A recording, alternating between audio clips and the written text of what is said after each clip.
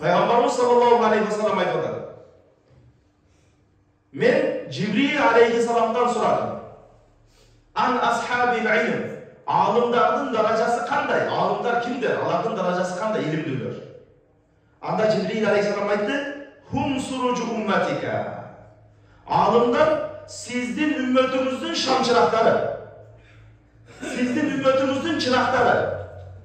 Ümmet karanlıkta, ümmet tuңguyukta, ümmet zaralatta turganda alardı başlavchi kim ekan? Alımlar ekan. Alarga çırak jagып berүүчү ошол alımlar ekan. Мына акыр заманга келгенде айрыкча ар кандай акара динге болгон ар кандай бир кошумчалар кирип атат, ар кандай бидаттар кирип атат, ар кандай залалаттар кирип атат. Мына ушундай адам азыр билбей калды кайсыл туура эмес экендигин. Бул жөнөкөй калк эмес, кээ бир имамдардын өзү адашып ушундай бир туңгуюкка түшүп калды. Мунуку туурабы, мунуку туурабы? Бунусу арам деп атса, бунусу адал деп атат. Bir ele nерсе, бул арам дейт. Кантип бир нерсе шариатта адал дагы, арам дагы болушу мүмкүн. Мүмкүн эмес бул нерсе.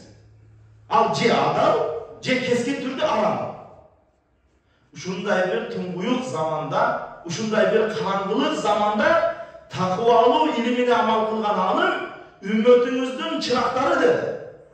Ошол алымдын баары этегинен кармайсың, андан кийин сен залалаттан кутуласың. Андан кийин караңгылыктан чыгабыз ошондон кийин. Анан өзүбүзчө арки кебирлердин сөзү бар. Азыр ушундай болуп калган дейт.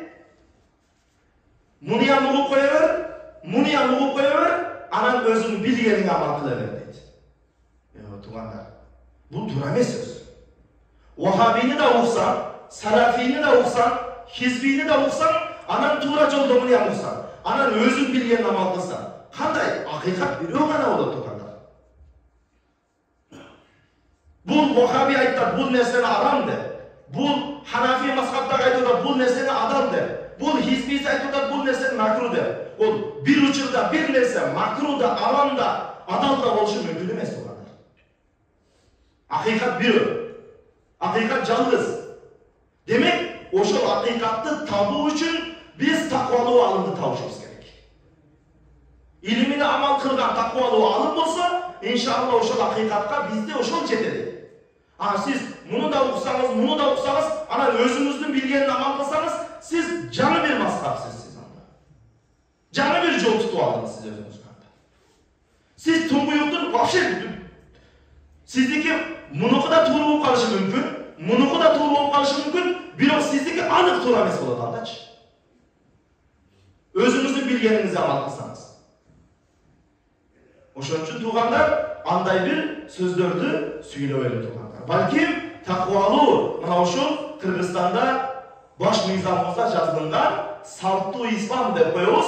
Мына ушул ата бабаларыбыздын карманып аткан салттуу динине, салттуу исламына амал кылышыбыз керек. Бул жерде да айтып аткан ушул алымдар булар эми суруучу умматика, алар үммөтүңдүн чырактары деди Пайгамбар алейхисалам. Анан улантып айтып атат. Туба лиман арафахум вал вайлу лиман анкарахум ва абагадахум.